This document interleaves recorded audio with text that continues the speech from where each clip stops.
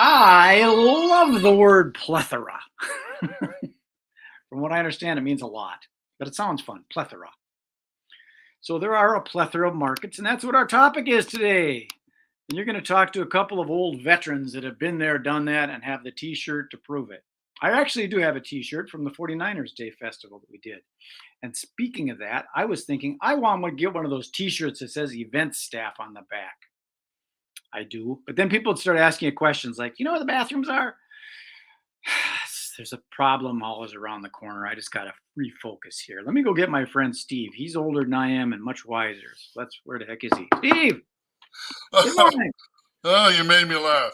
Much wiser? I don't know. Well, that's. I'll let you determine that. What was that joke I used to say? Did you know that beer makes you smart? No. It made Bud wiser. Oh, you're funny. Hey, that's what you got to do some days. You're supposed to make people happy. That's your purpose. I'm still finding mine. No, you know what it is. You just have trouble staying focused on it. I do have a hard time focusing. I'm sorry I pointed that out to you. Yes, I'm very well aware of it, and I got this thing, those one of the little cutouts thing I found this weekend. I bought it says "Believe." I got to stay focused because I believe in what I'm doing. I made this little graphic for myself. I love that. Focused. Yes, I love that. I got one of these here, and I got it hanging up there, and I just got to. In the event industry, I know the event industry, and like you had talked about, and I totally get it. I need to find out what it is within the event industry that pulls me through. And part of that, now that we think about that, is it's about connecting people. That's why I do this. There's a platform for event planners and event suppliers to meet, connect, and do business. Well, let me make a suggestion, and this applies to everybody. At one point in my life, I realized my potential was enormous. And I could have done numerous things. I could have been a doctor. I could have been a lawyer. I could have been all kinds of things. But I wanted to be a magician. I felt I was called to be a magician. But I went through and made a list of all the possibilities of the things I could have been. So what I'm going to suggest to you is in the event planning industry, what is it that you could be doing? So, you have the talent, you have the knowledge, you have the ability to do so. And once you make the list, and it should be a long list. I mean, like we're talking 25 to 30, 50 different things, okay? And once you make the list, then you start crossing off the ones that you don't want to do. That you could do, like you said a while ago, I heard you mention a while ago, you have a t-shirt that says event planner, where are the bathrooms? Well, you don't want to have to be directing people to the bathrooms. You're right. And do you want to be sitting at the registration desk giving people name tags? No. You could be doing that. Sure. Yeah, but what I'm trying to say. Elimination. So it's the same thing. Yes, it's the same thing in my line of business. My potential, I realized when I was young, I wanted to do magic shows everywhere for everybody, and so you advertise yourself as a magic for all ages and for all audiences. Well, you become like a general practitioner, right? And then you're not an expert in any one thing, exactly, or your focus is dispersed. Yeah, so, and that's the graphic that I've got here. You can see on the graphic, it's got all this stuff. You can hardly read it, and I did that intentionally because okay. There are so many things that a person can do. You remember that book, Hustle, Hustle by Joel Bauer, The Magic for Magicians? Yes, I know Joe. Right, but until you pointed that out, I didn't realize that's what it was. But that's exactly what happened. I looked at that and I went, "Oh my God, look at all that list." Yes. And you're right. So I'd have to put that list back up on there, and then I go, "Okay, I don't want to do this. I don't want to do that." And you circle the ones. You're very narrow. You're very, very focused. You've been through all the different. That's what we're going to talk about today because there are plenty of opportunities.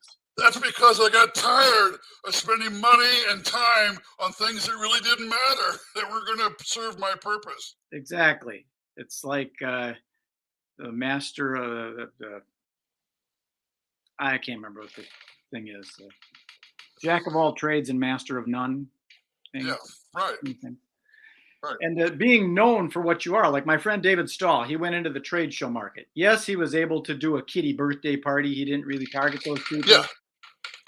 And sure, he could do a sales meeting, but he was focused and known as, like Joe Bauer was, trade shows. And that way, when anybody has a question, hey, I got this trade show coming up, they go, boom, the crowd magnet. right. And so the secret behind that is you put your marketing towards one particular audience and one particular scenario. Yes, And then all the rest of those things come in by default. So, correct. for example, I was a family entertainer, and people would come to me, "Do you do trade shows?" I said, "Well, yeah, I can do trade shows," and I did. But it was a whole different scenario than doing a family show. Totally.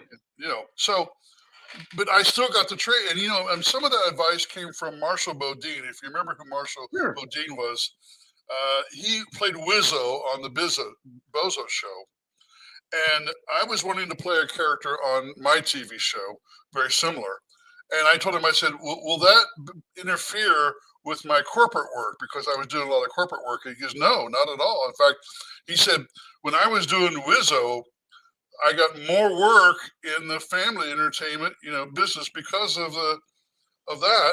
And I got more work with the corporate business, because it's a matter of exposure. When people see you as an expert in any one particular field, you're like the go-to guy. And you may not be the one to give them the service, but you pointed to other people, who can. You because you're aware of that, Right. So now my market, and I'm 68 years old, I've narrowed it down. I do predominantly family kiddie shows, birthday parties, and senior retirement groups. That's the only two markets I'm going after. I'm not interested in pursuing any others because those two markets are easy for me to pursue. I don't get rich, but I make enough money to please me. Sure. And so that's now, I got invited to do some other type of events, but I pick and choose. I really do. I just got invited to do a festival, and I had to be specific about what I was willing to do and what I was not going to do, because what they wanted me to do is not what I wanted to do. So, but well, like you said, like the young magician or the young, even not magicians. I mean, we're magicians, got the history of it, but people in the event industry, say a photographer or somebody that has an AV company or someone that is a caterer, it's much easier to niche in on what kind of catering. Are you a vegan caterer? Right. Go for that specific niche, then you know who your audience is, instead of casting the net so wide and having people call you up and find out that they don't want your service because you're not a match and you're wasting your time on the phone. Why not have 100% of your clients interested in what you do? I have a friend here in the local area who just specializes in cakes and desserts. That's all she does for the events, but she's like number one. I mean, everybody knows to go to her. They may hire a caterer, but they hire her for the special treats, and the cakes. Well, so that's what my personal challenge is what niche do I want to be in? Because I'm working with the event planner. That's vague. Very vague. People don't realize that event planning is very vague, and that's kind of what we're going to talk about, these different markets. Right. That's exactly right. You got corporate, you got association, you got sales meetings, product pitches, cruises, weddings, fairs, festivals, city celebrations, product launches. It goes on and on. Just in each one of those niches, there's different types of things. Like at a convention, you've got the workshops and the breakout sessions and the keynotes and the exhibit hall. In every event, there's just so many different legs that go out. So where are you going to focus? Yes. And there was a period of time in my life when I was doing predominantly speaking engagements, motivational programs, and I used my magic in the program, but that was my focus. All my focus was on that, and I made a lot of money. A lot of money, and I didn't work nearly. Well, I shouldn't say. I was going to say I didn't work nearly as hard. It was hard in a different way. The first thing is travel. Travel and being gone. But the programs were easy for me to do. Um, but I have a lot more fun doing the family shows, Right. and the senior shows. Right. I've slowly gravitated. But here's one thing I did, and I think I mentioned it to you before. I made a big giant poster and I put on the wall, and I put in the middle a circle. It's called mind mapping. And I said, here's me doing magic. And then I put these lines off, and I said, I could be doing kiddie shows, I could be doing trade shows, I could be doing festivals, and then I put all those possibilities of what I could do, and then I put it on the wall, and I kind of let it sit there, and my mind subconsciously started focusing and eliminating. And then I said, "Oh, this is something I don't want to do, and here's the reason why." Because my subconscious started telling me why I didn't want to gravitate towards that. And so I eliminated it down. And then when I eliminated that down, I just made a poster of just that. Now I built a website with just that, Well, focus is really, really an important thing. Like I use the analogy of the sun, the magnifying glass in the sun. You hold it steady, you get some heat, and it burns. You start moving it, and it cools off. Right. And another thing about a magnifying glass is you want to use it to magnify something that you're focusing on. Well, magnify your strengths. What is it that where your strengths are? What is it that what comes easy for you? That's what you want to focus on. That's what you want to promote. You say, here's my service to you because this is what I'm good at, And then, learn to, when you have a weakness, I don't try to fix my weaknesses. No. I don't. But a lot of people, they think that's what they have to do. If I'm not a very good reader, I need to go learn how to read better. No. Use audio information if that's the better way of receiving. Which there are assessments that will tell you which one is best for you. Sure. Yeah, that's like Jim Cathcart used to talk about the acorn principle. I met Jim. Yeah. And then another one about teaching a fish how to climb a tree. Yes. It's like silly. Well, explain that though. Well, fish don't climb trees, but some people keep trying to teach people how to. They think if it's try to take your weaknesses and make them strengths. That's right. My weakness is I'm a fish and I got fins and I can't get up the tree. I'm very weak. But I can swim through water and I can. That's right. You got to shift the gears. Yeah, right. And I need to hone in on that because I'm trying to stay focused with the event stuff, but I probably should pick a niche of it because it's still very, very vague.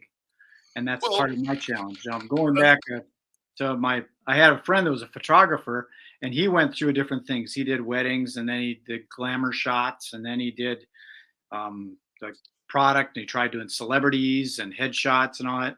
Then he said, I'm focusing on Hmong weddings. You know the Hmong community? HMONG, Hmong. They're the people that came over here from like Vietnam and Cambodia. Oh. There's the biggest population of Hmong in the country is in St. Paul, Minnesota, right? Oh, yes. City, Minneapolis. So there's a lot of them. And he branded himself as the Hmong wedding photographer. Wow. He wasn't Hmong himself, but all he did was sponsored their annual Happy New Year, Hmong New Year party. And he was just known as brilliant. It's a brilliant idea. I had another guy that was niched in the event photography. He didn't do weddings. He did weddings if they're events. But he didn't do like family portraiture and stuff. He was the event guy. So getting into that one niche market, even though there's a plethora of markets, like we got here, the plethora of markets, even though there's a lot of stuff out there, it's not a good idea to cast your net that wide, Otherwise, you're going to catch all. Like I said, some of that stuff you'll get by default. In other words, people will come to you and say, "Can you do this?" And then you get to decide if you want to pursue that or not. Well, if a person's hungry, they'll take anything they can get. And a good example is some of these magicians that are taking trade shows and going, "Yeah, I'll do it for $300." Oops. Big oops. All of a sudden you realize, oh man, the airfare is more than $300. What am I going to do? I forgot. Yeah. Stay in your lane, right? Yeah, that's true. see, that's why when I coach people, and I was certified as a life coach, I learn how to help them identify their strengths. And so that requires doing a lot of self-discovery. What is it that's within me that I don't see, that I'm unaware of? And so when I personally used those techniques, it freed me up to first enjoy more of what I was doing and to understand my interaction with people. And so, that's the answer in my opinion to narrowing down what it is you really want to do, is to Well, go within. you've really focused in on a pretty interesting niche. You got the new kids coming in and the older people going out, Yeah, and you're right there, right. and you enjoy it, and that's your thing is making people happy and making people mystified and amazed and amused, and you just ride that wave. Yeah. It's not going to be a. I mean, there's Yeah. always going to be new ones. Yeah. And it'll always be there too. That audience will always be there. Just the other day, I got booked at a daycare center, and I was thinking to myself, wait a second, do I need to do the different show? I said, no, no, wait, that's been 3 or 4 years since I've been there. Those kids are moved on. So I didn't have to worry about that. Yeah, and sometimes I mean, magic is a little different than music because you're not supposed to be repeating things. Eventually, they get kind of old, but you can improvise and Oh, twist it around and I don't know that I agree with that. what? Let's put this way. If I go to a concert and I want to see my favorite artist, I want them to play the songs that I know that they are known for. Yeah, but I'm saying that music you can listen to the same music over and over, but seeing the same magic over and over, it gets to be anticlimactic. Oh, I see what you're saying. Um, but It's you like know what? There's a story. I've heard stories about that where a very popular magician was hired to do a big event for some dignitaries, and he didn't do his most popular trick because he wanted to do something different. And they sure, were disappointed. We wanted to see you do that trick that you're famous for, you sure. know, even though they'd seen it before. But see, here's the difference. And I understand what you're saying, but it's a different audience, and Yes, the audience reacts differently each time. It may be sure. the same trick, and then some people want to see the same trick over and over because they're still trying to figure it out. Well, a good example is the linking rings. A lot of magicians don't like the linking rings because everybody does the linking rings, but people Okay. like to see the linking rings for some reason. Yes. That's a good example. And so there's something about not just the linking rings, but all the classic magic tricks Mhm. that are out there. There's something interwoven within the trick itself that appeals to a broad audience and has a longevity. Why is it the linking rings are still around after thousands of years? Magicians are still performing the linking rings. Well, I think some of this stuff, as far as magic and all entertainment and even all event decor, it's the artistry that goes into it. You can take the Yes, linking rings and do a comedy routine around it. yes, Then you right. can do it to music. That's what I do. If you want to throw in a couple of dancers or something, you can make it even bigger. Yes, If you right. want to use hula hoops instead of the little rings, you can do Yeah. that. Well, you're So, right, and it's the same thing with your event planning. I mean, there's different flavors of putting on a trade show. You know, you yep. know. I mean, yeah, and I think in the future that's going to shift. You and I have talked about that, about the typical booth here, booth here, booth here, and you lay out the booths and you only work within a certain area. But now, I think people are beginning to gravitate towards more of a community networking type thing in the trade show. But you tell me, you you tell me where what interests you the most? What is it? What is it about the trade show or the event business that you enjoy? Well, the basic element of it is I have a belief that people need to connect with people Yes, and in person, yes, and a live event is the best way to do it yes. rather than Versus a virtual. Yeah, Yeah, a virtual Zoom event, or I got 20,000 followers on TikTok. Yeah, Right. none of them really give a damn either. Nor do they. They'll watch, but you won't be able to turn that into real life living experience. And even if you do, when TikTok's gone, so is your real life living experience. Yeah, right, right. So Okay, so let's get back to what it is that you like for people to do. To do what? To I enjoy connecting people.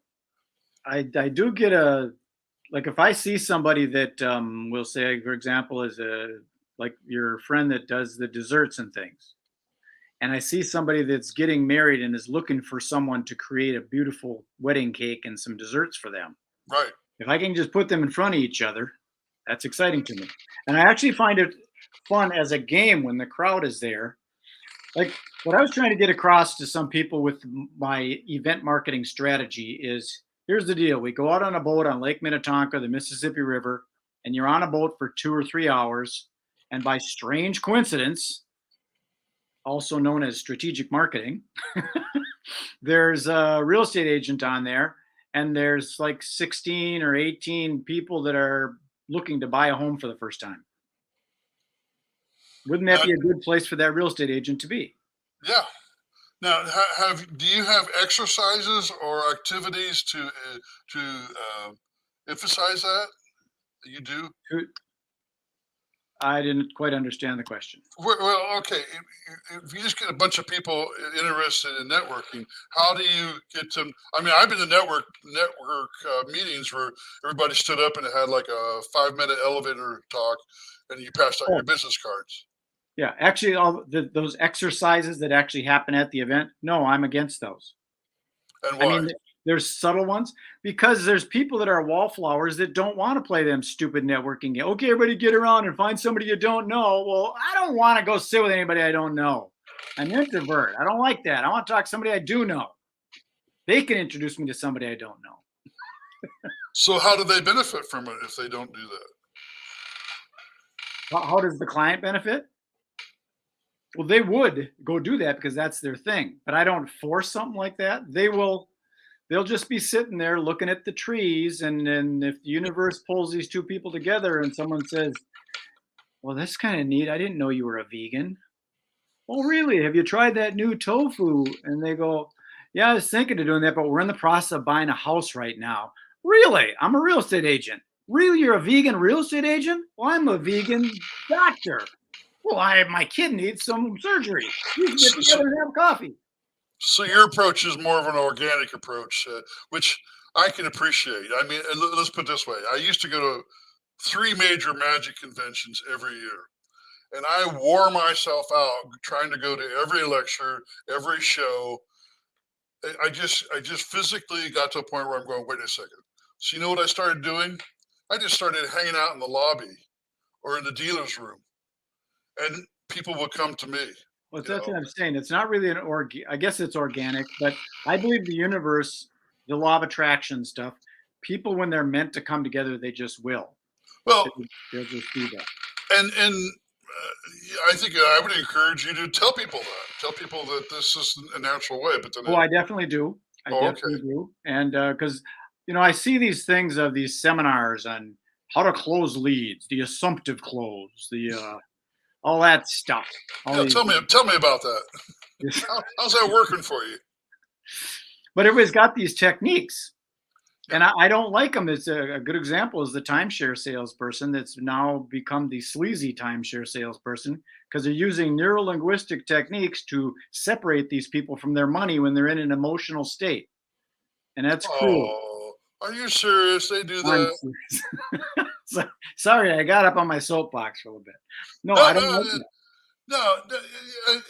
I mean, there's some value in that, but you're right. If that's all you're doing, you're not really giving people service. You're not helping them get what they want. No, and it cracks me up a little bit when I see these coaches that are teaching people how to hand out your business card and all that stuff and using all these techniques. I think the organic process of just get a bunch of people together and play darts together, and the right people are going to connect with the right people. So that's what I'm doing, is creating that platform for people to come together. And going back to the markets, if Okay, someone but was now I am going to complain a little bit. When I okay, first moved here to Florida, I joined the local Chamber of Commerce, mhm, which was a large group. I mean, they had on their monthly events, they would average between 50 to 100 people. Uh, but I never felt like I made connection with people because all they were there for was just a party, to drink, have food, play music, and whatever, dance or whatever. And I never really felt like I got anything out of it the way I wanted it to.